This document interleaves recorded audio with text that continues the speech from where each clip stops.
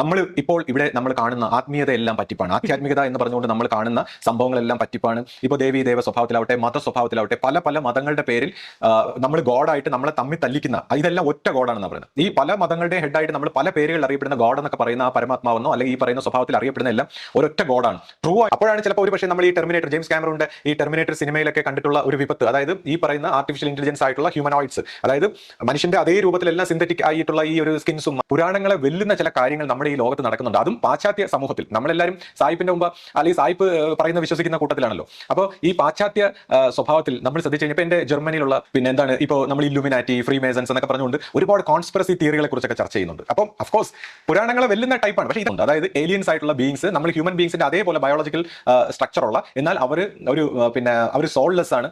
അവർ ശിഷ്യപൂജിതയെ കൊണ്ട് ഇപ്പോൾ ഈ പറയുന്ന പർണശാല ഇതൊക്കെ മാറ്റി, ഇതൊക്കെ പലരും പല ഇതും പറയുമ്പോൾ ഗുരു തന്നെ പലതും മാറ്റിക്കളയാണ്. കാലഘട്ടത്തിന് യോജിച്ച രീതിയിൽ ഗുരു തീക്ഷ്ണമായി ശിഷ്യപൂജിതയെ കൊണ്ട് അത് ചെയ്യിച്ചു. അപ്പോൾ അങ്ങനെയൊക്കെ ചെയ്യിക്കുമ്പോൾ പലർക്കും ഇത് മനസ്സിലാവുന്നില്ല, ചുറ്റുവട്ടത്തുള്ളവർ. അപ്പോൾ ഇത് മനസ്സിലാകാതിരിക്കുമ്പോൾ ശിഷ്യപൂജിതയുടെ ഒരു ആധ്യാത്മിക പരിണാമത്തിനും കൂടെ വേണ്ടിയാണ്. അതായത് ഈ തീക്ഷ്ണമായ വാക്കുകൾ പറഞ്ഞ് അത് സദ്ഗുരുവേ ശരണം.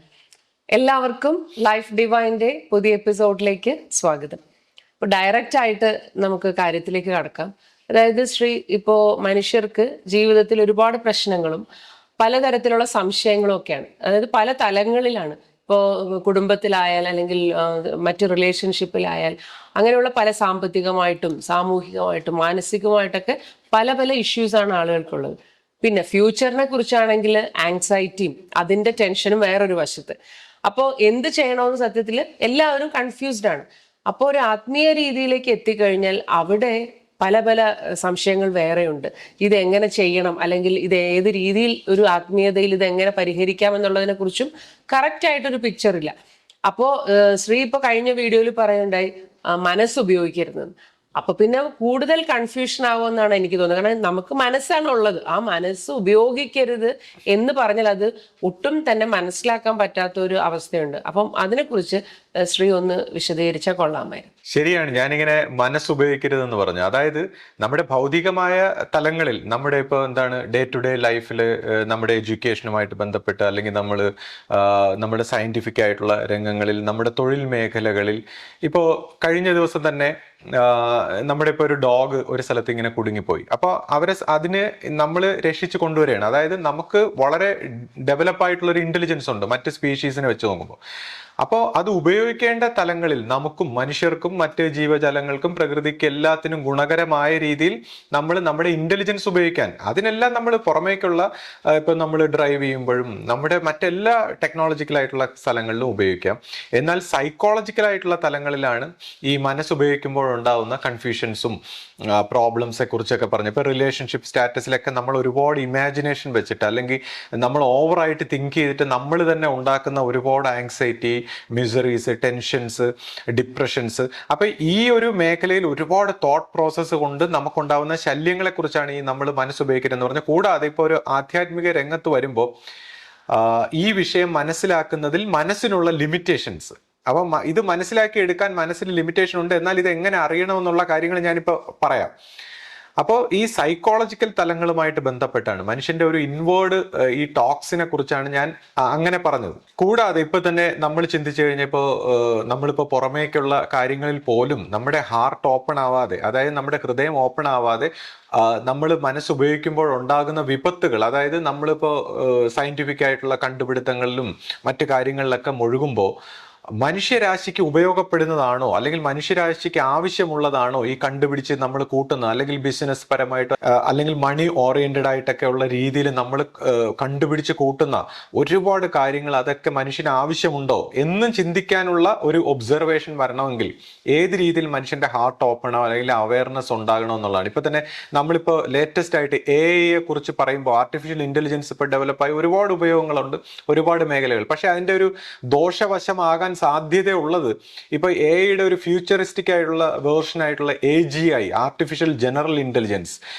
എന്ന് പറയുമ്പോൾ ആ തലത്തിലേക്ക് എത്തുമ്പോൾ, ഈ AI ഡെവലപ്പായ ആ തലത്തിലേക്ക് എത്തുമ്പോൾ ഓൾമോസ്റ്റ് ഹ്യൂമന്റെ അതേ രീതിയിൽ ഈ ആർട്ടിഫിഷ്യൽ ഇന്റലിജൻസ് ഡെവലപ്പ് ആയി കഴിഞ്ഞു. നമ്മൾ ഹ്യൂമൻ ബീയിങ്സിനെ പോലെ എല്ലാം ഇന്റർപ്രറ്റ് ചെയ്യാനും അനലൈസ് ചെയ്യാനും എല്ലാത്തിനുള്ള രീതിയിൽ. ഇനി അടുത്ത ASI എന്ന് പറയുന്ന ആർട്ടിഫിഷ്യൽ സൂപ്പർ ഇന്റലിജൻസ് രീതിയിലേക്ക് മാറിയാൽ മനുഷ്യനെ എല്ലാ രീതിയിലും ഇത് എക്സൽ ചെയ്യുന്നു. Artificial intelligence. അപ്പോഴാണ് ചിലപ്പോൾ ഒരു പക്ഷേ നമ്മൾ ഈ ടെർമിനേറ്റർ, ജെയിംസ് കാമറൂണിന്റെ ഈ ടെർമിനേറ്റർ സിനിമയിലൊക്കെ കണ്ടിട്ടുള്ള ഒരു വിപത്ത്, അതായത് ഈ പറയുന്ന ആർട്ടിഫിഷ്യൽ ഇന്റലിജൻസ് ആയിട്ടുള്ള ഹ്യൂമനോയിഡ്സ്, അതായത് മനുഷ്യന്റെ അതേ രൂപത്തിലെല്ലാം സിന്തറ്റിക് ആയിട്ടുള്ള ഈ ഒരു സ്കിൻസും അതെല്ലാം വെച്ചുകൊണ്ടുള്ള ഈ ഹ്യൂമനോയിഡുകൾ നമ്മളെ നിയന്ത്രിക്കാനുള്ള സാധ്യത, അല്ലെങ്കിൽ മനുഷ്യരാശിയുടെ ഒരു എൻഡിലേക്ക് പോകാനൊക്കെ ഉള്ള ഒരു സാധ്യതയെക്കുറിച്ചൊക്കെ, അല്ലെങ്കിൽ മനുഷ്യരാശിക്ക് ഇത് എങ്ങനെ ത്രെട്ട് ആവും എന്നൊക്കെ ഉള്ള രീതിയിൽ പലരും ചിന്തിച്ചു തുടങ്ങിയിട്ടുണ്ട്. അപ്പോൾ ഈ മേഖലയിൽ ഇതേപോലുള്ള സാഹചര്യങ്ങളിൽ എന്ത് തരം കണ്ടുപിടുത്തങ്ങളാണ്, അല്ലെങ്കിൽ എന്തൊക്കെയാണ് നമുക്ക് വേണ്ടത് മനുഷ്യന് ഇങ്ങനെ ഒരു വിവേകപൂർവ്വം ചിന്തിക്കാനുള്ള ഒരു അവയർനെസ് ഡെവലപ്പ് ചെയ്യാനാണ്. പ്രകൃതിക്കും മനുഷ്യനും മനുഷ്യരാശിക്കും മറ്റ് ചരാചരങ്ങൾക്കും എല്ലാം ഗുണകരമായ രീതിയിൽ ചിന്തിക്കുന്നത് എങ്ങനെ, അതാണ് നമ്മൾ ഈ ആധ്യാത്മികത എന്നുകൊണ്ട് ഉദ്ദേശിക്കുന്നത്. അപ്പോൾ ഇപ്പൊ ആധ്യാത്മികത എന്ന് പറയുമ്പോൾ തന്നെ, ആത്മീയം എന്ന് പറയുമ്പോൾ നമ്മൾ പാശ്ചാത്യ സ്വഭാവത്തിൽ അതിന് സ്പിരിച്വാലിറ്റി എന്നാണ് പറയുന്നത്. അപ്പോൾ ഈ സ്പിരിച്വാലിറ്റിയുടെ ഒരു അർത്ഥം നമ്മൾ നോക്കുമ്പോൾ സ്പിരിറ്റുമായിട്ട് ബന്ധപ്പെട്ട, അല്ലെങ്കിൽ ടു ബ്രീത്ത് എന്നൊക്കെയുള്ള അർത്ഥത്തിൽ നമ്മുടെ ഒരു എനർജി ബോഡി അല്ലെങ്കിൽ ഈഥറിക് ബോഡിയുമായിട്ട് ബന്ധപ്പെട്ട, അപ്പൊ നമ്മൾ ഈ മോസ്റ്റ് ഓഫ് ദ ടൈം ഈ സ്പിരിച്വാലിറ്റി എന്ന് പറഞ്ഞ് ഉദ്ദേശിക്കുന്ന എല്ലാം എന്താണ്, നമ്മുടെ സബ് കോൺഷ്യസ്, ആസ്ട്രൽ, പിന്നെ എനർജി ബോഡിയായിട്ടൊക്കെ ബന്ധപ്പെട്ട സൈക്കിക് പവേഴ്സും മറ്റ് രീതിയിൽ ഒരു പേഴ്സണൽ, ഒരു ഈഗോയിസ്റ്റിക് തലത്തിലുള്ള ഡെവലപ്മെന്റ് ആണ് പാശ്ചാത്യ സ്വഭാവത്തിൽ ഈ സ്പിരിച്വാലിറ്റി. അതേസമയം ഇപ്പൊ റിലീജിയൻ എന്ന വാക്ക് ടു യുണൈറ്റ് അല്ലെങ്കിൽ ടു റീറൈറ്റ് എന്നൊക്കെയുള്ള അർത്ഥത്തിലാണ്. അപ്പോൾ ഒരു പക്ഷേ ആത്മീയതയ്ക്ക് തുല്യമായ ഒരു വേർഡ് റിലീജിയൻ ആണ്. പക്ഷേ റിലീജിയൻ ഇന്ന് മതങ്ങളും ഇവരെല്ലാം പല രീതിയിൽ സംസാരിക്കുന്നത് വഴി മതസ്പർദ്ധയും തമ്മിലടികളും എല്ലാം ഉണ്ടായത് വഴി നമ്മൾ റിലീജിയൻ എന്ന വാക്ക് ഉപയോഗിക്കാറില്ല. പൊതുവെ സ്പിരിച്വാലിറ്റിയാണ് ഉപയോഗിക്കുന്നത്. പക്ഷേ ഏത് വാക്ക് ഉപയോഗിച്ചാലും ഈ ആത്മീയത എന്നതുകൊണ്ട് ഉദ്ദേശിക്കുന്നത് എന്താണ്? ഇപ്പൊ നമ്മൾ ശ്രദ്ധിക്കുമ്പോൾ, അല്ലെങ്കിൽ ഈ ആത്മീയ വിഷയങ്ങൾ എങ്ങനെ മനസ്സിലാക്കും? അത് ഈ മനസ്സിന്റെ തലത്തിലാണോ മനസ്സിലാക്കേണ്ടത്? ഇനി ആത്മാവിന്റെ തലത്തിലാണെങ്കിൽ ആത്മാവിനെ ഇതെല്ലാം പഠിപ്പിക്കേണ്ടതുണ്ടോ? ആത്മാവ് ഓൾറെഡി ഈ അറിവുള്ളതല്ലേ?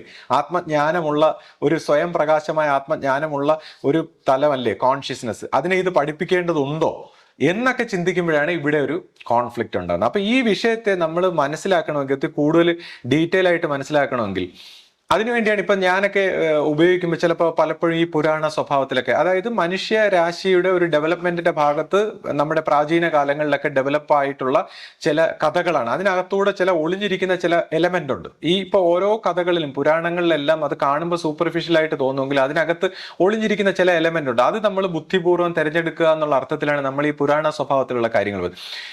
ഈ പണ്ടുള്ള പുരാണങ്ങൾ പോലെ തന്നെ ഇപ്പൊ നമ്മൾ ചിന്തിച്ചു കഴിഞ്ഞാൽ പുരാണങ്ങളെ വെല്ലുന്ന ചില കാര്യങ്ങൾ നമ്മുടെ ഈ ലോകത്ത് നടക്കുന്നുണ്ട്. അതും പാശ്ചാത്യ സമൂഹത്തിൽ. നമ്മളെല്ലാവരും സായിപ്പിന്റെ മുമ്പ്, അല്ലെങ്കിൽ സായിപ്പ് പറയുന്ന വിശ്വസിക്കുന്ന കൂട്ടത്തിലാണല്ലോ. അപ്പോൾ ഈ പാശ്ചാത്യ സ്വഭാവത്തിൽ നമ്മൾ ശ്രദ്ധിച്ചു കഴിഞ്ഞാൽ, ഇപ്പൊ എൻ്റെ ജർമ്മനിയിലുള്ള, അല്ലെങ്കിൽ പിന്നെ US ഉള്ള ഒരുപാട്, UK ഉള്ള പല സുഹൃത്തുക്കളുമായിട്ടൊക്കെ സംസാരിക്കുമ്പോൾ, അല്ലെങ്കിൽ നമ്മൾ ഇന്റർനെറ്റിലൂടെ സെർച്ച് ചെയ്യുമ്പോൾ, അവര് പുതിയ തരം ഈ കോൺസ്പിറസി തിയറികളും പിന്നെ എന്താണ്, ഇപ്പോൾ നമ്മൾ ഇല്ലുമിനാറ്റി, ഫ്രീ മേസൺസ് എന്നൊക്കെ പറഞ്ഞുകൊണ്ട് ഒരുപാട് കോൺസ്പിറസി തിയറികളെ കുറിച്ചൊക്കെ ചർച്ച ചെയ്യുന്നുണ്ട്. അപ്പം അഫ്കോഴ്സ് പുരാണങ്ങളെ വെല്ലുന്ന ടൈപ്പാണ്. പക്ഷെ ഇതൊക്കെ നമ്മൾ അറിഞ്ഞിരിക്കാൻ വേണ്ടിയാണ്. ആരും വിശ്വസിക്കാനോ അനുകൂലിക്കാനോ തെറ്റെന്ന് പറയാനല്ല. നമ്മുടെ ഈ മനുഷ്യ ലോകത്തിൽ മനുഷ്യന്റെ ഭാവനയിൽ ഇത്രയും കാര്യങ്ങൾ വരുന്നുണ്ട്. അതും വളരെ ഹൈലി എഡ്യൂക്കേറ്റഡ് ആയിട്ടുള്ള, നമ്മളെല്ലാം റെസ്പെക്ട് ചെയ്യുന്ന, ടെക്നോളജിക്ക് ഡെവലപ്ഡ് ആയിട്ടുള്ള പാശ്ചാത്യ സമൂഹമാണ് ഇത് നൂറ്റാണ്ടുകളായി ഈ വിഷയങ്ങളൊക്കെ കൈകാര്യം ചെയ്യുന്നതെന്ന് ആലോചിക്കണം. അപ്പോൾ അവര് ഇപ്പൊ പലതരം കോൺസ്പിറസി തിയറികളുണ്ട്. അതായത് നമ്മളോടൊപ്പം ഇപ്പോൾ തന്നെ ഓൾറെഡി സോൾലെസ് ആയിട്ടുള്ള ഹ്യൂമനോയിഡ്സ് ഉണ്ട്. അതായത് ഏലിയൻസ് ആയിട്ടുള്ള ബീയിങ്സ്, നമ്മൾ ഹ്യൂമൻ ബീയിങ്സിന്റെ അതേപോലെ ബയോളജിക്കൽ സ്ട്രക്ചറുള്ള, എന്നാൽ അവര് സോൾലെസ് ആണ്, അവര് ഹൈലി ഇന്റലിജന്റ് ആണ്, അവരാണ് ഈ പറയുന്ന എല്ലാ മേഖലയും നിയന്ത്രിക്കുന്നത്. അതായത് നമ്മുടെ ബിസിനസ് പരമായിട്ടും പിന്നെ മറ്റ് എക്കണോമിക്കലായിട്ടും പൊളിറ്റിക്കലായിട്ടും എല്ലാത്തിനെയും നിയന്ത്രിക്കുന്ന അവരാണെന്നാണ് പറയുന്നത്. അവരാണ് അതിന്റെ ഹെഡായിട്ട് വരുന്നതെന്നൊക്കെ ഇങ്ങനെ പറയുന്നുണ്ട്. ഒരു കോൺസ്പിറസി തിയറിയാണ്. ഹ്യൂമനോയിഡ്സ്, അവർക്ക് കർമ്മങ്ങളില്ല. അപ്പൊ അവരെന്തും ചെയ്യാൻ മടിക്കാത്തവരാണ്, വളരെ ബിസിനസ് ഓറിയന്റഡ് ആയിട്ടുള്ളവരാണ്.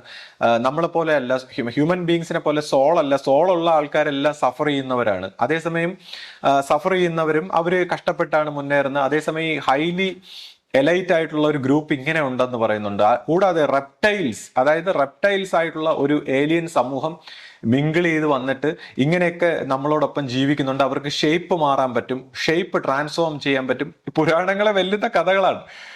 പക്ഷേ ഇത് മനുഷ്യന്റെ, അത് പാശ്ചാത്യ സമൂഹത്തിലാണ് ഇത് പറയുന്നതെന്ന് ആലോചിക്കണം. അപ്പൊ ഞാൻ അതിന്റെ സോഴ്സിനെ കുറിച്ചൊക്കെ അധികം പറയാത്തതെന്ന് വെച്ചാൽ എന്നെ സംബന്ധിച്ച് ഈ വിഷയം വളരെ ഡീപ്പായിട്ടൊക്കെ ചർച്ച ചെയ്യുന്ന ഒരുപാട് ആൾക്കാരുണ്ട്. അപ്പൊ അവരൊക്കെ ഒരുതരം മാഡ്നസ് പോലെ ഇതിനെക്കുറിച്ച് ഇതിനകത്ത് ഒളിഞ്ഞിരിക്കുന്ന ആ എലമെന്റ് എടുക്കാതെ വളരെ ഒരു ഭ്രാന്തമായ രീതിയിൽ ഇതിന്റെയൊക്കെ പുറകെ അഭിനിവേശത്തിൽ പോകുന്ന ആൾക്കാരുണ്ട്. അപ്പൊ ഈ മനുഷ്യരാശിയെ മൊത്തം ചതിക്കുകയാണ്, പറ്റിക്കുകയാണ് എന്നൊക്കെ പറഞ്ഞുകൊണ്ട് വേറൊരു രീതിയിൽ പോകുന്ന ആൾക്കാരുണ്ട്.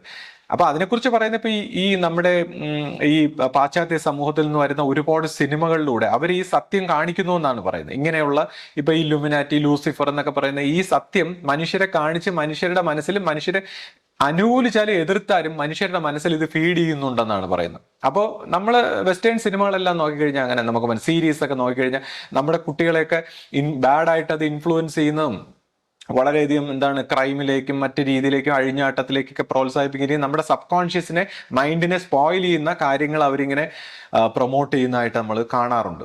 അപ്പോൾ ഇവർ ഈ സിനിമയിലൂടെ ഈ പറയുന്ന രഹസ്യങ്ങളെല്ലാം വെളിവാക്കുന്നു, മനുഷ്യരെ പഠിപ്പിക്കുന്നു എന്നാണ് പറയുന്നത്.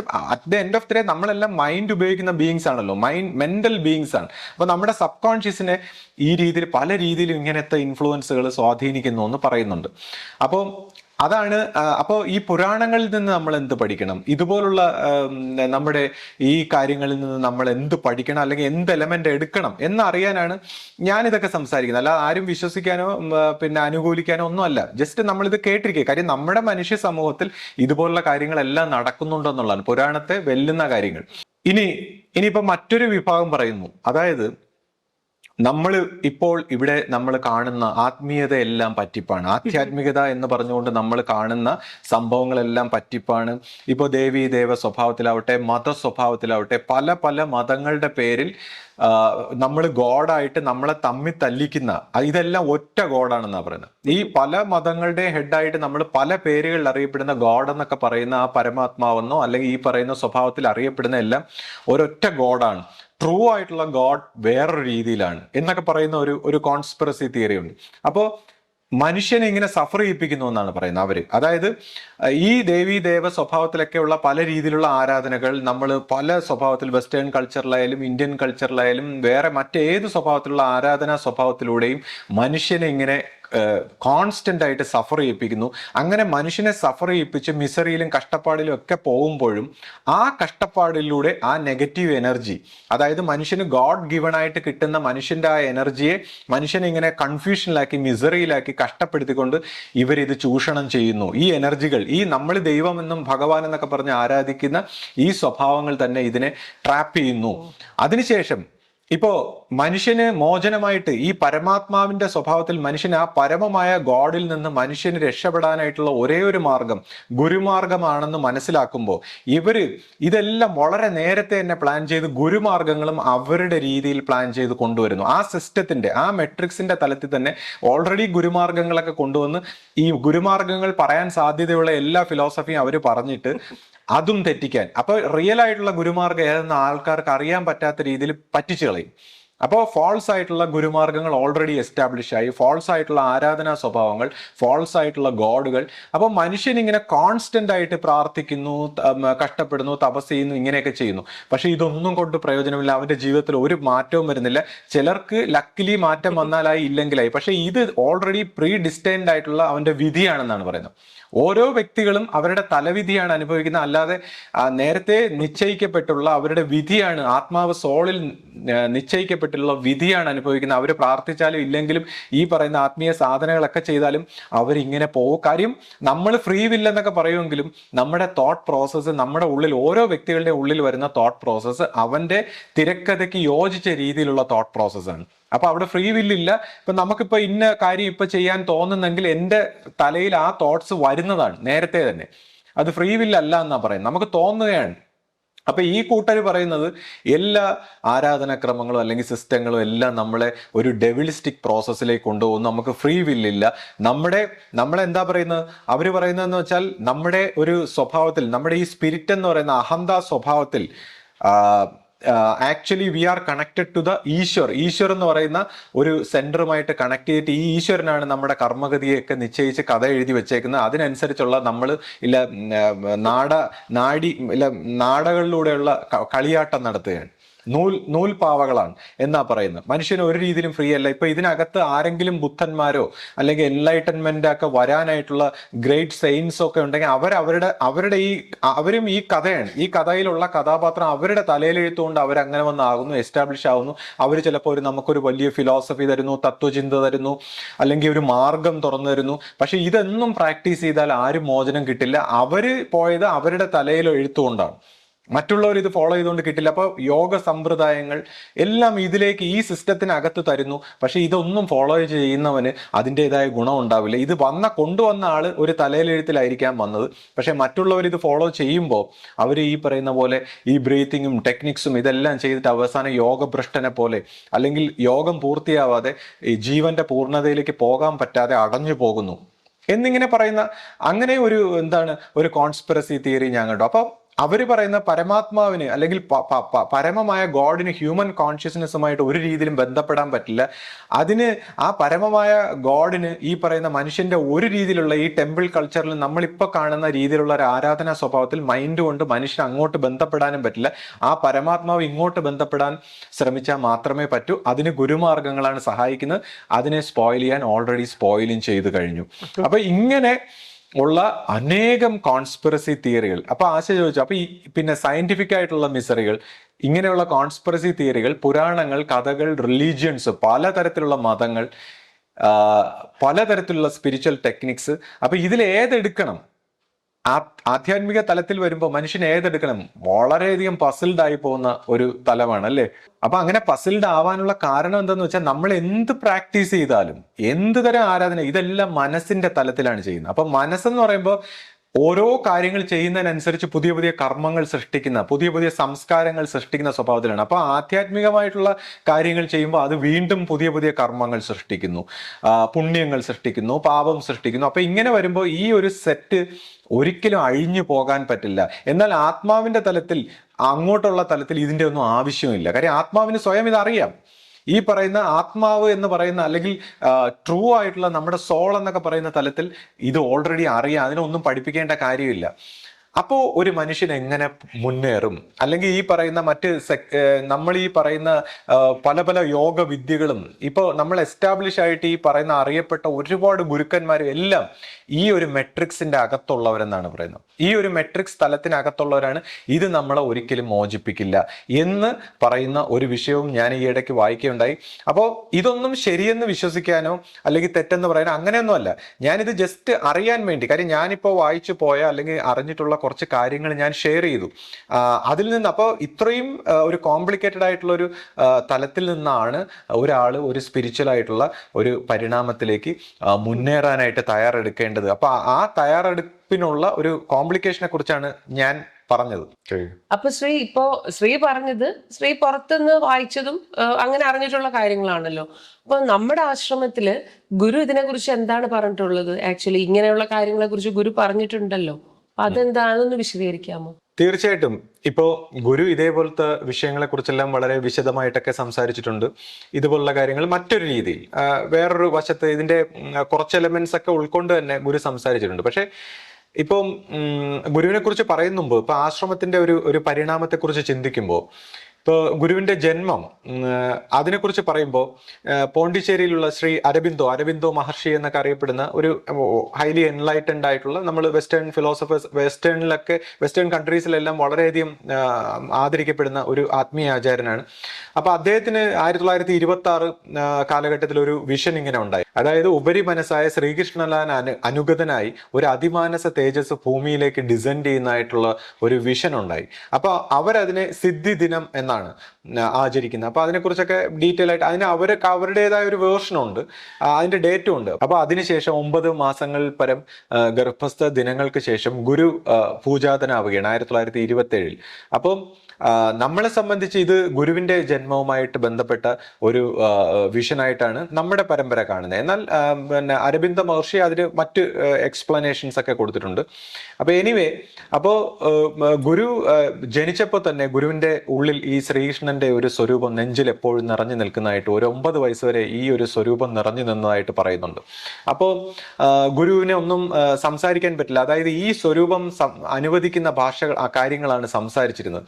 അപ്പൊ അതുകൊണ്ട് തന്നെ ഗുരുവിന് ആ കാലത്ത് ഗുരു മറ്റ് പഠിത്തങ്ങളിലൊന്നും വീട്ടുകാർ പഠിപ്പിക്കാനൊന്നും കൊണ്ടാക്കിയില്ല. ഇതൊരു ഊമയായ കുട്ടിയാണെന്ന് കരുതി അങ്ങനെ പഠിപ്പിക്കാതിരിക്കുകയും പിന്നീട് ഗുരു എന്താണ് ഈ രൂപം മറഞ്ഞു പോവുകയും പിന്നെ ലോകത്തിലുള്ള സകല കഷ്ടപ്പാടുകളും വിഷമങ്ങളും എല്ലാം അനുഭവിച്ചുകൊണ്ട്, അല്ലെങ്കിൽ ആധ്യാത്മിക അന്വേഷണമായിട്ട് ഗുരു പിന്നെ ശിവഗിരിയുടെ പല ബ്രാഞ്ച് ആശ്രമങ്ങൾ സെർവ് ചെയ്തതായിട്ടും, പിന്നെ തൻ്റെ ഗുരുവിനെ കണ്ടുമുട്ടുന്നതായിട്ടും, അല്ലെങ്കിൽ ഗുരുവിന്റെ ഒരുപാട് ആധ്യാത്മിക അനുഭൂതികളും, പിന്നീട് ഗുരു ആശ്രമത്തിന്റെ സ്ഥാപനം ചെയ്യുന്നതും ഒരു ശിഷ്യ പരമ്പര ഉണ്ടാകുന്നതും, പിൽക്കാലത്തും പല രീതിയിലുള്ള ആരാധനാക്രമങ്ങൾ, അതായത് നിലനിൽക്കുന്ന നമ്മുടെ കണ്ടും കേട്ടും പരിചയിച്ചിട്ടുള്ള ഒരു സിസ്റ്റം ഓഫ് തോട്ട്സിൽ ആ രീതിയിലുള്ള ആരാധനാക്രമങ്ങളിലെല്ലാം പരിണമിച്ചതിന് ശേഷം പിന്നീടും ഗുരുവിന് ഒരു അതിൻ്റെ ഒരു പൂർണ്ണതയിലേക്ക് പോകാൻ കഴിയാത്ത ഒരു അവസരത്തിൽ വലിയൊരു വിഷമഘട്ടത്തിലൂടെ കടന്നു പോകുമ്പോൾ വീണ്ടും ഒരു 1973 ആ ഒരു കാലഘട്ടത്തിൽ ശ്രീകൃഷ്ണ പരമാത്മാവിൻ്റെ ഒരു വിഷൻ ഉണ്ടാവുകയും പരമ്പരയെ സംബന്ധിച്ച് ഈ പറഞ്ഞ ഒരു പൂർത്തീകരണ സ്വഭാവത്തിൽ, അതായത് യുഗാന്തരങ്ങളായിട്ട് അടഞ്ഞു നിന്നു പോയിട്ടുള്ള ഒരു ആ പരമാത്മാവിന്റെ, അല്ലെങ്കിൽ ആ പരമമായ, നമ്മൾ ഈ പരമാത്മാവിന്റെ അപ്പുറത്തുള്ള ഒരു തലത്തിലെ കുറിച്ച് സംസാരിക്കുന്നുണ്ട് ആശ്രമത്തെ സംബന്ധിച്ച്. അപ്പൊ ആ ഒരു ട്രൂ സോഴ്സിൽ നിന്ന്, ആദി സങ്കല്പത്തിൽ നിന്ന്, അല്ലെങ്കിൽ ആ പരമമായ സോഴ്സിൽ നിന്ന് ഒരു കുറച്ച് വേർഡ്സുകൾ കിട്ടുകയും, അല്ലെങ്കിൽ ഇങ്ങനെയൊക്കെയാണ് കാര്യങ്ങൾ. അപ്പോൾ അപ്പോഴാണ് ഗുരുവിനെ സംബന്ധിച്ച് ഇതിന്റെ ഒരു വിഷൻ പറയുന്നതെന്ന് വെച്ചാൽ, ഇപ്പം ഒരുപാട് റിലീജിയൻസിൽ നമ്മൾ ശ്രദ്ധിച്ചറിയാം എന്തോ ഹ്യൂമാനിറ്റിക്ക് ഒരു മിസ്റ്റേക്ക് സംഭവിച്ചതായിട്ട്. നമ്മുടെ ഇപ്പൊ ബൈബിളിലായാലും മറ്റ് പല റിലീജിയൻസിലും ഇങ്ങനെ പറയുന്നുണ്ട്. കാര്യം ഇന്ന് നമ്മൾ നോക്കുമ്പോൾ വളരെ സെൽഫ് സെന്റേഡ് ആയിട്ടുള്ള, വളരെ പ്രകൃതിക്കും മറ്റ് ജീവജാലങ്ങൾക്കും എല്ലാത്തിനും നാശം വരുത്തുന്ന, വളരെ അൺകോൺഷ്യസ് ആയിട്ടുള്ള, വളരെ സെൽഫിഷ് ആയിട്ടുള്ള, എല്ലാ രീതിയിലും നാശോന്മുഖമായ രീതിയിലേക്ക് ഏറ്റവും ഇന്റലിജന്റ് ആയിട്ടുള്ള ഹ്യൂമൻ സ്പീഷീസ് മാറിപ്പോയി എന്നുള്ളതാണ്. അപ്പം അതിന്റെ ഒരു കാരണം ചോദിക്കുമ്പോൾ ഒരു യുഗാന്തരങ്ങളായിട്ടുള്ള ഒരു മിസ്റ്റേക്കിന്റെ ഫലമായിട്ടാണ് അങ്ങനെ ഒരു വിഷൻ ഉണ്ടായി ആശ്രമത്തെ സംബന്ധിച്ച്. അപ്പോൾ ഗുരു പറയുന്നു 14 മന്വന്തരങ്ങൾ ചേർന്ന ഒരു കൽപ്പം. അപ്പോൾ ഒരു മന്വന്തരത്തിൽ 72 ചതുർയുഗങ്ങൾ. അപ്പൊ ഈ ചതുർയുഗങ്ങളിൽ കലിയുഗമാണ് ഏറ്റവും ഷോർട്ടസ്റ്റ്. അത് 4,32,000 പരം വർഷങ്ങളുള്ളതായിട്ടും, അതിൻ്റെ ഒരു ഡബിളായിട്ട് ദ്വാപരയുഗം, അങ്ങനെ ഓരോ കലിയുഗങ്ങൾ ആഡ് ചെയ്തുകൊണ്ട്, അപ്പൊ ഇത്രയും ഒരു ദീർഘമായ ഒരു കാലയളവിൽ 7ാമത് മന്വന്തരത്തിൽ, ഈ വൈവസ്വത മനുവിന്റെ ഈ മന്വന്തരത്തിൽ 3ാമത് ചതുർയുഗത്തിൽ ഈ പറയുന്ന മനു സമ്പ്രദായമാണ് ആദ്യം നടന്നിരുന്നത്. മനു സ്വഭാവത്തിലുള്ള ഒരു പാരമ്പര്യമാണ് ഉണ്ടായിരുന്നത് മനുഷ്യരാശിയിലെങ്കിൽ. ഈ പറയുന്ന ഒരു മിസ്റ്റേക്ക് സംഭവിച്ചു പോയി. അതിനുശേഷം ആ ഒരു മിസ്റ്റേക്കിൽ നിന്ന് അഹം ബ്രഹ്മാസ്മി എന്നുള്ളൊരു വേർഡ് വരികയും ഈ പറയുന്ന പരമമായ സത്യത്തിലേക്ക് മനുഷ്യരാശി പരിണമിക്കുന്നതിൽ ഒരു തടസ്സം വരികയും, പിന്നീട് ഇങ്ങനെ ഈ സൃഷ്ടിയുടെ ഒരു തലം നിലച്ചു പോയതായിട്ടും, പിന്നീട് ആ ബ്രഹ്മനിശ്ചയപ്രകാരം ത്രിമൂർത്തി സമ്പ്രദായം ഉണ്ടായെങ്കിലും അത് ആ പൂർണ്ണതയിലേക്ക് പോകാതെ സ്റ്റക്കായി പോയതായിട്ടും, അങ്ങനെയൊക്കെയുള്ള ഒരു വിഷൻ ഉണ്ടാവുകയും, അപ്പോൾ പല തരത്തിലുള്ള മതസ്വഭാവത്തിൽ, ഇപ്പൊ ഈ കലിയുഗത്തിലായാൽ പോലും ബ്രഹ്മനിശ്ചയപ്രകാരം ഒരുപാട് മഹാജ്ഞാനികൾ പല പല മതസ്വഭാവത്തിലൊക്കെ ജന്മമെടുത്തെങ്കിലും ഈ കാലാന്തരത്തിൽ ഈ ഈ ഒരു സിസ്റ്റം എറർ ആയിട്ടുള്ള ഒരു സ്വഭാവത്തിൽ മനുഷ്യരാശിയിൽ നിന്ന് മിസ്റ്റേക്ക് സംഭവിച്ച ഈ തലമുറകളെല്ലാം അതിൻ്റെ ഒരു തെറ്റായ പാതയിലേക്ക് നയിച്ചതായിട്ടും ഒക്കെ ഇങ്ങനെ ഒരു അനുഭവം ഉണ്ടാവുകയും, ഈ ഗുരുവിൻ്റെ ഈ അവസ്ഥാ പൂർത്തീകരണമായിട്ട് ബന്ധപ്പെട്ട് ഇങ്ങനെ കുറേ വിഷൻ ഉണ്ടായി. ഈ ലോകത്തിൽ നമ്മൾ ഇന്നുവരെ കണ്ടിട്ടുള്ള ആചാര്യ സ്വഭാവത്തിലുള്ളവരെല്ലാം ഈ ശിഷ്യ പരമ്പരയിൽ ദർശനം തരികയും, നമ്മൾ അറിഞ്ഞതും അറിയപ്പെടാത്തതുമായിട്ടുള്ള അനന്തമായ ഗുരുക്കന്മാരും ആ ഗുരു പരമ്പരകളും ജീവാത്മാക്കളും എല്ലാം ഈ മുക്തിപദത്തിലേക്ക് പോകാൻ ഇങ്ങനെ വരി വരിയായിട്ട് നിൽക്കുന്നതായിട്ടൊക്കെയുള്ള വളരെ മിസ്റ്റിക്കലായിട്ടുള്ള ഒരുപാട് ഒരു വിഷൻസ് ആശ്രമ സ്വഭാവത്തിൽ ഇങ്ങനെ സംസാരിക്കുന്നുണ്ട്. അപ്പൊ അതിനെക്കുറിച്ചൊന്നും ഞാൻ ഡീറ്റെയിൽ ആയിട്ട് കടക്കുന്നില്ല. അപ്പോൾ അതിൻ്റെ ഒരു മോചനത്തിൻ്റെ ഭാഗമായിട്ട് ആണ് നമ്മുടെ ഒരു ഗുരുവിൻ്റെ ഒരു വശത്തിൽ നമ്മൾ സംസാരിച്ചിരിക്കുന്നത്. അപ്പം നേരത്തെ ഇപ്പോൾ പറഞ്ഞ സ്റ്റോറിയിൽ വെച്ച് നോക്കുമ്പോൾ, ആ ഒരു കോൺസ്പിറസി തിയറിയൊക്കെ വെച്ച് നോക്കുമ്പോൾ എന്തോ ഒരു സിസ്റ്റം എറർ, അതായത് ഇപ്പോൾ നമ്മളിപ്പോൾ കമ്പ്യൂട്ടർ പ്രോഗ്രാം പോലെ ഇപ്പോൾ ആർട്ടിഫിഷ്യൽ ഇന്റലിജൻസ് കൊണ്ടുവരുന്നു, ഇപ്പോൾ ഏലിയൻസിന്റെ കാര്യമൊക്കെ പറഞ്ഞ പോലെ എന്തോ ഒരു സിസ്റ്റം എറർ, ഒരു മെട്രിക്സ് ഇപ്പൊ കമ്പ്യൂട്ടർ മേഖലയിൽ മനസ്സിലാക്കിയവർക്കറിയാം. ഇപ്പോൾ ഒരു ഈഥറിക് ആയിട്ടുള്ള അല്ലെങ്കിൽ ഒരു എന്താണ് ഇന്റർനെറ്റ് എല്ലാം കണക്ട് ചെയ്തേക്കുന്ന പോലെ, ക്ലൗഡ് ആയിട്ടൊക്കെയുള്ള ആ സെർവറുകളെല്ലാം പരസ്പരം കണക്ട് ചെയ്തേക്കുന്ന പോലെ എന്തോ ഒരു സിസ്റ്റം എറർ സംഭവിച്ചതായിട്ടും ഹ്യൂമൻ കോൺഷ്യസ്നെസ്സിൽ ആ ഒരു സിസ്റ്റം എറർ മനുഷ്യനെ പുരോഗമിക്കാൻ സമ്മതിക്കാത്ത രീതിയിൽ പ്രവർത്തിക്കുന്നതായിട്ടൊക്കെയാണ് ഇതിൽ നിന്ന് നമ്മൾ മനസ്സിലാക്കേണ്ടത്. അപ്പം എന്ത് തരം ആധ്യാത്മിക സാധനങ്ങളും മറ്റു കാര്യങ്ങളൊക്കെ ചെയ്യുമ്പോഴും ഈ ഒരു സിസ്റ്റം എറർ പ്രവർത്തിച്ചിട്ട് മനുഷ്യന് പുരോഗമിക്കാൻ പറ്റുന്നില്ല. ഇപ്പോൾ ആത്മാവിന്റെ തലത്തിൽ ഞാൻ പറഞ്ഞു, ഈ പറയുന്ന സാധനങ്ങളുടെ ഒന്നും ആവശ്യമില്ല, ഇറ്റ് ഈസ് ഓൾറെഡി എൻലൈറ്റഡ് ആണെങ്കിൽ ഈ മനസ്സിന്റെ തലത്തിൽ മനുഷ്യൻ നേടുന്ന അറിവുകൾ അവനെ എന്താണ് തടസ്സപ്പെടുത്തുന്നു. അപ്പൊ അതുകൊണ്ടാണ് ഒരുപക്ഷെ ഇപ്പൊ ഗുരു ജനിച്ചപ്പോൾ പോലും എന്താ പറയാ, ഗുരു ഈ ഒരു സാധാരണ സ്വഭാവത്തിൽ കൊണ്ടുവന്ന് ജനിപ്പിച്ചതും ഈ പറയുന്ന നേരത്തെയുള്ള എസ്റ്റാബ്ലിഷ് ആയിട്ടുള്ള അറിവുകളിൽ നിന്നെല്ലാം മാറ്റി നിർത്തി കൊണ്ടുവന്നത്. ഇപ്പോൾ ഗുരു തൻ്റെ ശിഷ്യയെ കൊണ്ടുവന്നപ്പോൾ പോലും അധികമായിട്ട് ഇതേപോലുള്ള ഒരു എന്താണ് പഴയ ഒരു സിസ്റ്റത്തിനെയൊന്നും അധികം വായിക്കാൻ അനുവദിച്ചിരുന്നില്ല. അപ്പൊ പുതിയ രീതിയിൽ എല്ലാം ഫ്രഷ് ആയിട്ടാണ് ഗുരു ആ ഒരു അവയർനെസ് കൊണ്ട്, അതായത് ബോധം കൊണ്ട്, അറിവ് കൊണ്ട്, അവയർനെസ് കൊണ്ട് ആ ദൈവികമായിട്ടുള്ള കാര്യങ്ങളെ മാത്രം എടുത്തുകൊണ്ടാണ് ഗുരു തൻ്റെ ശിഷ്യ പരമ്പരയെ ട്രെയിൻ ചെയ്ത്. ഇപ്പൊ എന്നെ സംബന്ധിച്ച് നോക്കണേ, ഇപ്പൊ ഞാനൊക്കെ ആദ്യകാലങ്ങളിൽ ശിഷ്യബുദ്ധിയോടൊപ്പം വരുമ്പോൾ എനിക്ക് ഈ ഭയങ്കരമായ ഒരു ജിജ്ഞാസ കാരണം, എന്താണ് സത്യം, എന്താണ് ദൈവം എന്നൊക്കെ പറയുന്ന ഒരു ക്യൂരിയോസിറ്റി കാരണം ഒരുപാട് പുസ്തകങ്ങളൊക്കെ ഇങ്ങനെ വായിക്കുമ്പോൾ ശിഷ്യഭൂരിത എന്നോട് അന്ന് പറഞ്ഞു, അധികം നീ വായിക്കണ്ട, പുസ്തകങ്ങളൊന്നും അധികം വായിക്കണ്ട എന്ന് പറഞ്ഞു. പക്ഷെ അന്ന് എനിക്കത് മനസ്സിലാക്കാൻ കഴിഞ്ഞില്ല. ഞാൻ പിന്നെയും ഒരുപാട് പുസ്തകങ്ങളൊക്കെ വായിക്കാൻ തുടങ്ങി. പക്ഷെ എന്നെ സംബന്ധിച്ച് ഒരു 20 വർഷം അങ്ങ് നഷ്ടപ്പെട്ടു എന്ന് പറയാം. അതിന്റെ പിന്നീട് ഇപ്പൊ നമ്മൾ ഈ ഗുരുമാർഗത്തെക്കുറിച്ച് മനസ്സിലാക്കുമ്പോൾ എനിക്ക് തോന്നുന്ന ഒരു 20 വർഷം വേസ്റ്റ് ആയിപ്പോയി. അഫ്കോഴ്സ് ആ വായിച്ചതും അതുമായിട്ട് ബന്ധപ്പെട്ട തലങ്ങളിലുള്ള പല അറിവുകളും കിട്ടി, പല അനുഭവങ്ങളുണ്ടായി, അതൊക്കെ സത്യം തന്നെയാണ്. പക്ഷെ അതല്ല ട്രൂ ആയിട്ടുള്ള ഒരു പാത്ത് എന്നുള്ളത് മനസ്സിലാക്കാൻ നമുക്ക് ഒരുപാട് വൈകി എന്നുള്ളതാണ്.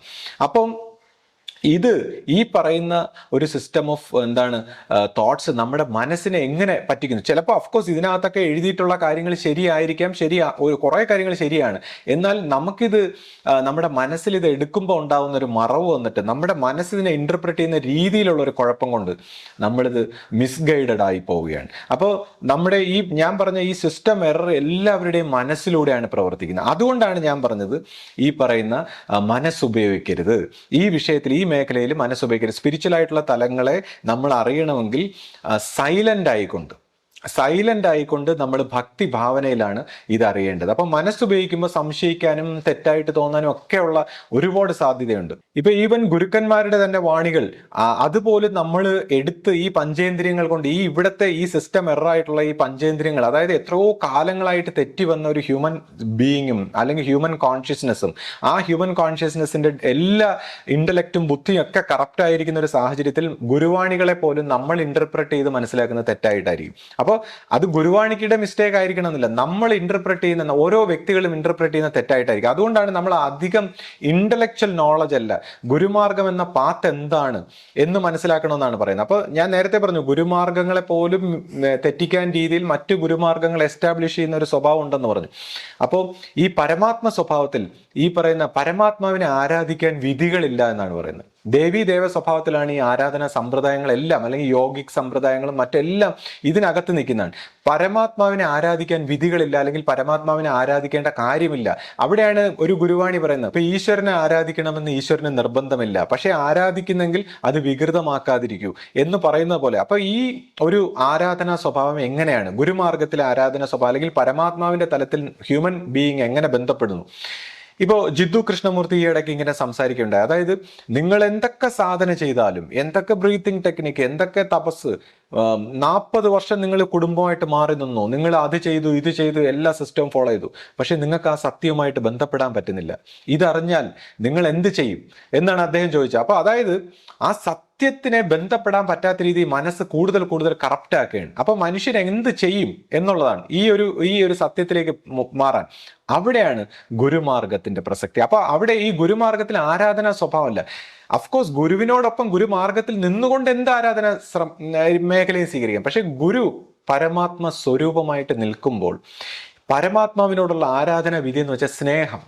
അതായത് സ്നേഹത്തിൽ ജീവാത്മാവും പരമാത്മാവും ഒന്നിക്കുന്ന അതേ തലത്തിലുള്ള ഒരു സ്നേഹം എന്ന ഒരു റിലേഷൻഷിപ്പ് മാത്രമാണ് പോസിബിൾ. സ്നേഹം ഒഴിച്ചുള്ള ബാക്കി എല്ലാ ഇമോഷനും ഫോൾസ് എന്നാണ് പറയുന്നത്. ഈ മെന്റൽ വേൾഡിലായിട്ട് ക്രിയേറ്റ് ചെയ്തിരിക്കുന്ന ഇതിനെ മായ എന്നും പറയാറുണ്ട്.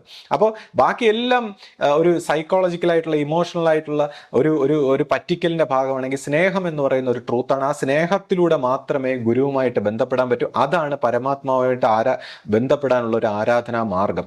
അപ്പോൾ ഈ സ്നേഹം അല്ലെങ്കിൽ ഈ ഭക്തി എന്ന് പറയുന്ന ഭാവനയിലേക്ക് വരണമെങ്കിൽ മനസ്സ് ഈ ബുദ്ധികളിൽ നിന്നെല്ലാം, ഈ ചിന്തകളിൽ നിന്നെല്ലാം മാറി മനസ്സ് മൗനത്തിലേക്ക്, സൈലന്റ് ആയിട്ട് ഹൃദയത്തിലേക്ക്, നമ്മുടെ എനർജി മൊത്തം നമ്മുടെ ഹാർട്ട് സെന്ററിലേക്ക് വന്ന് അവിടെ നിന്നാണ് ജീവാത്മാവും പരമാത്മാവുമായിട്ടുള്ള ഒരു യൂണിയനിലേക്ക് പരിണമിക്കേണ്ടത്. അപ്പൊ ഇതിനെക്കുറിച്ച് ഇങ്ങനെ പറയും, അതായത് ഗുരു, നമ്മുടെ ഗുരുവിനെ തന്നെ, ഫൗണ്ടർ ഗുരുവിനെ തന്നെ ഒരു കാലഘട്ടത്തിൽ ഈ ഒരു ത്രിമൂർത്തി സമ്പ്രദായത്തിന്റെ അതിനകത്ത് നിന്നുകൊണ്ട് ഗുരു പ്രവർത്തിക്കുന്ന ഒരു കാലഘട്ടത്തിൽ ഒരു സമയത്ത് ഒരു സംശയം വന്നു, ഇനി എങ്ങനെ? കാര്യം ഗുരു അന്ന് വിഷനിൽ, ദർശനത്തിൽ നോക്കി ഇങ്ങനെ അറിയിപ്പുകൾക്കനുസരിച്ചാണ് പ്രവർത്തിച്ചുകൊണ്ടിരുന്നത്. അപ്പൊ ഇതെങ്ങനെ ഇനി മുന്നോട്ട് പോകുന്നുള്ളൊരു സംശയം വന്നപ്പോൾ ഒരു തെറ്റുകൾ വരുന്നു, ആ അറിയിപ്പിന്മേൽ പ്രവർത്തിക്കുമ്പോൾ തെറ്റുകൾ വരുന്നു. അപ്പോഴാണ് ഒരു അവധൂതൻ വന്നിട്ട് ഇങ്ങനെ പറഞ്ഞു, വാക്കാണ് സത്യം, സത്യമാണ് ഗുരു, ഗുരുവാണ് ദൈവം എന്നിങ്ങനെ 3 പ്രാവശ്യം പറഞ്ഞിട്ട് പോയി. അപ്പോൾ അത് കേട്ടതോടുകൂടി ഗുരു മനസ്സിലാക്കുകയും പിന്നീട് ഗുരു വാക്ക് നേരിട്ട് സംസാരിക്കാൻ തുടങ്ങി. അതായത് ഇത്രയും കാലം ഇൻഡയറക്റ്റ് ആയിട്ടുള്ള വാക്കുകളാണെങ്കിൽ നേരിട്ട് ഡയറക്റ്റ് ആയിട്ടുള്ള ഗുരുവിൻ്റെ വാക്കുകൾ. അപ്പോൾ ഈ പരമാത്മാവ് ഗുരുവിലൂടെ പ്രവർത്തിക്കുകയാണ്. അപ്പോൾ ഡയറക്റ്റ് ആയിട്ടുള്ള വാക്കുകൾ.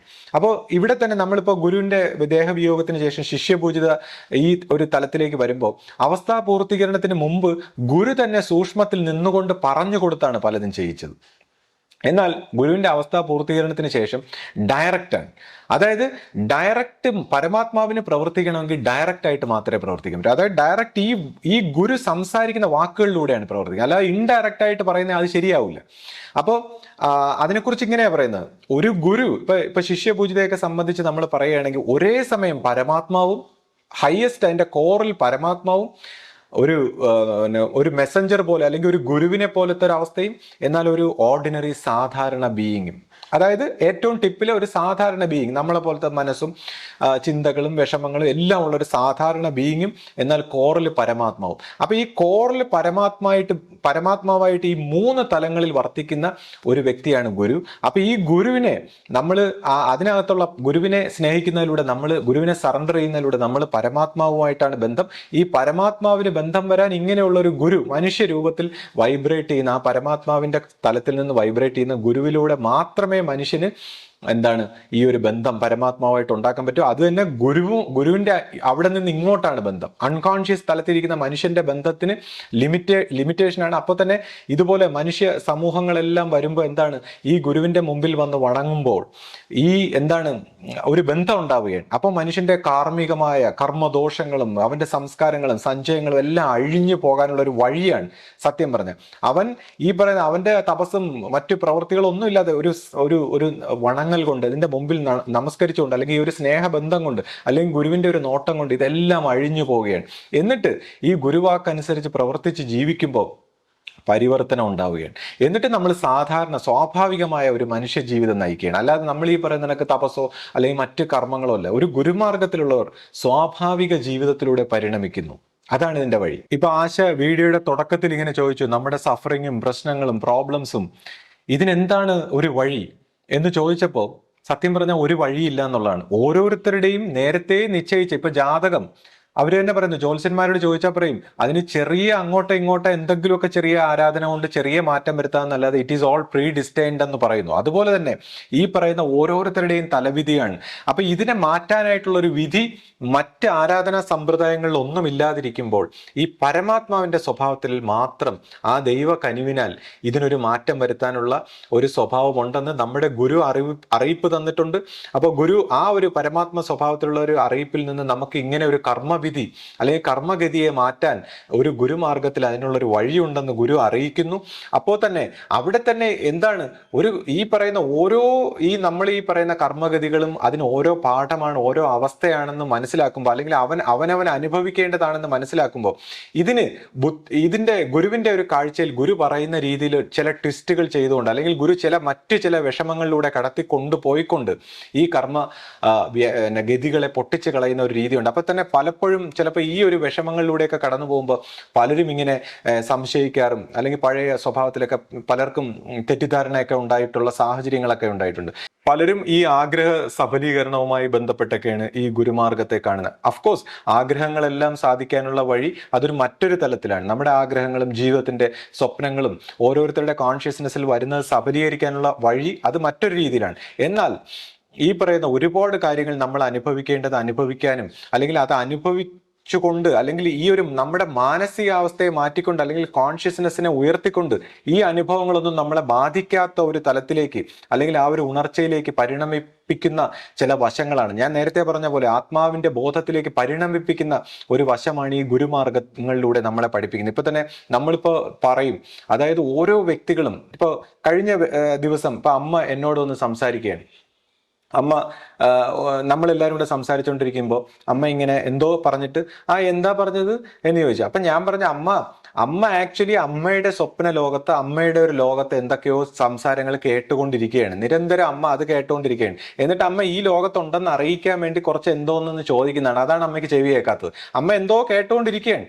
അതായത് നമ്മൾ നമ്മുടെ മനസ്സിലൊരു ലോകം ഉണ്ടാക്കി വെച്ചേക്കാണ്. അതിൻ്റെ ചിന്തകളും അതിൻ്റെ വാക്കുകളും നമ്മൾ നിരന്തരം കേട്ടോണ്ടിരിക്കുമ്പോൾ നമ്മൾ അതാണ് കേൾക്കുന്നത്. നമുക്ക് ഭ്രാന്തില്ല എന്ന് ബോധിപ്പിക്കാൻ വേണ്ടി മാത്രമാണ് നമ്മൾ കോൺവെർസേഷനിൽ പുറത്തുള്ളവരുടെ എന്താണ് അങ്ങനെയാണ് ഇങ്ങനെയാണെന്നൊക്കെ നമ്മളെല്ലാവരും, അമ്മ മാത്രമല്ല നമ്മളെല്ലാവരും അതായത് നമ്മൾ അകത്ത് ഇങ്ങനെ കോൺവെർസേഷൻ നടത്തിക്കൊണ്ടിരിക്കുകയാണ്, പുറത്തെ ലോകമായിട്ട് ബന്ധപ്പെടുന്നില്ല. അതുകൊണ്ട് തന്നെ ഈ അകത്ത ലോകം നടക്കുന്നതുകൊണ്ടാണ് ആക്ച്വലി ഈ മുക്തിയിലേക്ക് വരാതെ വീണ്ടും വീണ്ടും ജനിക്കേണ്ടി വരുന്നത്. അപ്പോൾ ആധ്യാത്മികതയിൽ നമ്മൾ പറയും അകത്ത ലോകത്തിനെ ആദ്യം സ്റ്റോപ്പ് ചെയ്യൂ. അകത്ത ലോകത്തിന് സ്റ്റോപ്പ് ചെയ്ത് നമ്മൾ പുറത്തെ ലോകത്ത് വരൂ. അതായത് ബ്രഹ്മാണ്ടം പിണ്ടാണ്ടം എന്ന് പറയുമ്പോൾ നമ്മുടെ അകത്തുള്ള ഈ പിണ്ടാണ്ടത്തെ ആദ്യം ബ്രഹ്മാണ്ടത്തിൽ ലയിപ്പിക്കും. അതായത് നമ്മുടെ മാനസിക വൃത്തികളെയൊക്കെ സെൽഫിഷ് ആയിട്ടുള്ള ഈ തോട്ട് പ്രോസസ്സിനെ ഒന്ന് സ്റ്റോപ്പ് ചെയ്ത് സൈലന്റ് ആയി നമ്മൾ ഈ പ്രപഞ്ചത്തിൽ ഈ ലോകത്തിലേക്ക് വരും. ഈ ലോകത്തിൽ എന്നിട്ട് ജീവിച്ച് തീർക്കൂ. അപ്പോഴത്തേക്ക് മുക്തി ഉണ്ടാവുകയും. അപ്പോൾ ഇനി ഈ ലോകത്തിലേക്ക് വ്യാപിച്ച് അവസാനം ഈ ലോകത്തെ, ഈ ബ്രഹ്മാണ്ടത്തെ തൻ്റെ ആത്മാവിൽ ലയിപ്പിച്ച് ആത്മാവിനെ പരമാത്മാവിൽ ലയിപ്പിക്കുന്ന ഒരു പ്രോസസ്സാണ് ആത്മീയത. അപ്പോൾ ആദ്യം പുറത്തേക്ക്, പിന്നെ ആത്മാവിലേക്ക്, പിന്നെ ആത്മാവിൽ നിന്ന് പരമാത്മാവിലേക്ക്. അപ്പോൾ ഇങ്ങനെ ഉള്ള ഒരു പ്രോസസ്സ്, ഈ അകത്തുള്ള കാര്യങ്ങൾ, ഈ അകത്തോട്ടുള്ള നമ്മുടെ പ്രവൃത്തികൾ സ്റ്റോപ്പ് ചെയ്യണം എന്നുള്ളതാണ്. ഇപ്പൊ ആദ്യം ആശയൊക്കെ എന്നോടൊപ്പം വർഷങ്ങൾക്ക് മുമ്പ് ഇങ്ങനെ വരുമ്പോൾ ആശയും അമ്മയും കൂടെ ഒരു സംസാരിച്ചപ്പോൾ ഒരു ചെറിയൊരു വിഷയം വന്നപ്പോൾ അവർ തമ്മിൽ എന്തോ ഒരു ചെറിയൊരു തർക്കം വന്നപ്പോൾ ഞാൻ പറഞ്ഞു, എന്തോ ഒരു ഉപദേശം ഞാനിങ്ങനെ സ്വഭാവത്തിൽ പറഞ്ഞപ്പോൾ അമ്മ പറഞ്ഞു, അമ്മായിമ്മയും മരുമകളെന്നൊക്കെ ഉള്ള പൈശാചികമൊക്കെ എൻ്റെ ഉള്ളിൽ നിന്ന് പോയി എന്ന് പറഞ്ഞു. അപ്പൊ ആശ പറഞ്ഞു, എൻ്റെ ഉള്ളിൽ ആദ്യമേ ഇങ്ങനത്തെ പൈശാചികമില്ല. അപ്പൊ ഞാൻ ആശയോട് പറഞ്ഞു, ആശ, നിങ്ങളുടെ ഉള്ളിൽ പൈശാചികമല്ല, നിങ്ങളാണ് പൈശാചികം. അതായത് ആശയാണ് പൈശാചികം, അമ്മയാണ് പൈശാചികം. അപ്പൊ രണ്ടുപേരും സ്റ്റണ്ടായിട്ട് ഇങ്ങനെ ആശയുടെ മുഖമൊക്കെ ഇങ്ങനെ പെയിലായി വെള്ളറി വെളുത്ത് എന്നെ ഇങ്ങനെ നോക്കി. അപ്പൊ ഞാൻ പറഞ്ഞു, വെയിറ്റ്, നിങ്ങളാണ് പൈശാചികം, വെയിറ്റ്. എന്നിട്ട് നിങ്ങൾ ഇത് പറഞ്ഞപ്പോ അത് അറിയുന്ന അവബോധം, നിങ്ങളുടെ ബോധം, അതാണ് നിങ്ങളുടെ സോൾ കോൺഷ്യസ്നെസ്. അതുകൊണ്ട് നിങ്ങൾ ആ സോളിലേക്ക് ഉണരൂ.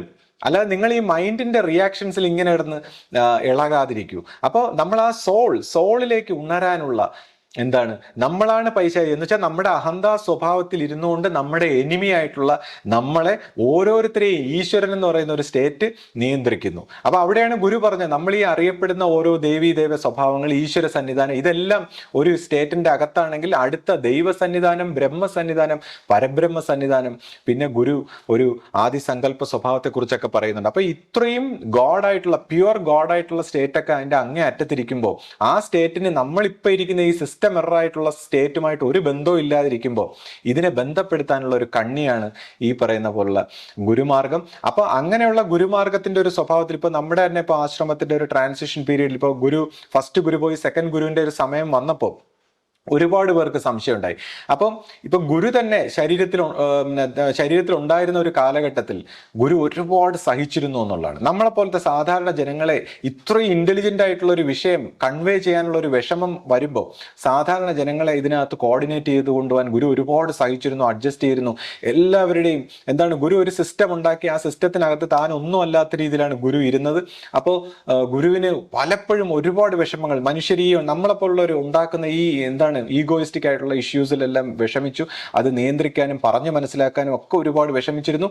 അതിനുശേഷം ശിഷ്യപൂജിതയുടെ ഒരു സമയം വന്നപ്പോഴത്തേക്ക് ഈ പഴയ ഒരു സെറ്റ് ഓഫ് സന്യാസിമാരാവട്ടെ, പഴയ ഇത് മനസ്സിലാക്കിയ ആൾക്കാർ ഈ ഇന്റലക്ച്വൽ തലത്തിൽ ഇത് മനസ്സിലാക്കിയിട്ട് അതിനെ നടപ്പാക്കാൻ നോക്കുന്നു. അതായത് അവര് കുറച്ച്, ഞാൻ പറഞ്ഞില്ലേ, ഈ ആത്മാവിന്റെ തലത്തിൽ ഉള്ള ഒരു ബോധത്തിന്റെ ഒരു വികാസത്തിന്റെ ജ്ഞാനത്തിന്റെ വശം അറിയാതെ ഈ മനസ്സിന്റെ തലത്തിൽ ഇത് മനസ്സിലാക്കിയിട്ട് അവർ അതിനെ ഇന്റർപ്രറ്റ് ചെയ്യുക, അതിനെ സംശയിക്കുക, അതിനെ പരാതി പറയുക. ഈ ഗുരുമാർഗം എന്താണ്? അപ്പോൾ പോലും ഈ ഗുരു സൂക്ഷ്മത്തിൽ നിന്നിട്ട് തീക്ഷ്ണമായിട്ട് പ്രവർത്തിക്കുകയാണ് ആ സാഹചര്യത്തിൽ. കാര്യം ഗുരു ശരീരത്തിലുണ്ടായിരുന്നപ്പോൾ ഗുരുവിന് എല്ലാം വിട്ടുവീഴ്ച ചെയ്ത് സഹിച്ച് ക്ഷമിച്ച് അഡ്ജസ്റ്റ് ചെയ്യുന്ന ഒരു സ്വഭാവമായിരുന്നെങ്കിൽ ഗുരു സൂക്ഷ്മ സ്വഭാവത്തിൽ വളരെ തീക്ഷ്ണമായിട്ട് പ്രവർത്തിച്ചിട്ട് ഗുരു തന്നെ ഇപ്പോൾ ഗുരു ശരീരത്തിലുണ്ടായിരുന്ന സമയത്ത് എന്താണ്, ഗുരുവിന്റെ മാതാവ് ഇങ്ങനെ മരണപ്പെടുന്ന ഒരു സാഹചര്യം ഉണ്ടായപ്പോൾ ഗുരു അതിന് ഒരു അവശേഷിപ്പും ഉണ്ടാക്കാതെ, കാര്യം ഗുരു പറഞ്ഞു അത് പിൽക്കാലത്ത് ഒരു ആരാധനാ സമ്പ്രദായമായി പോകും, അതുകൊണ്ട് അതങ്ങ് മാറ്റിക്കളയും എന്ന് പറയുന്ന പോലെ ഗുരു തന്നെ ശിഷ്യപൂജിതയെ കൊണ്ട് ഇപ്പൊ ഈ പറയുന്ന പർണശാല ഇതൊക്കെ മാറ്റിയതൊക്കെ പലരും പല ഇതും പറയുമ്പോൾ ഗുരു തന്നെ പലതും മാറ്റിക്കളയുകയാണ്. കാലഘട്ടത്തിന് യോജിച്ച രീതിയിൽ ഗുരു തീക്ഷ്ണമായി ശിഷ്യപൂജിതയെ കൊണ്ട് അത് ചെയ്യിച്ചു.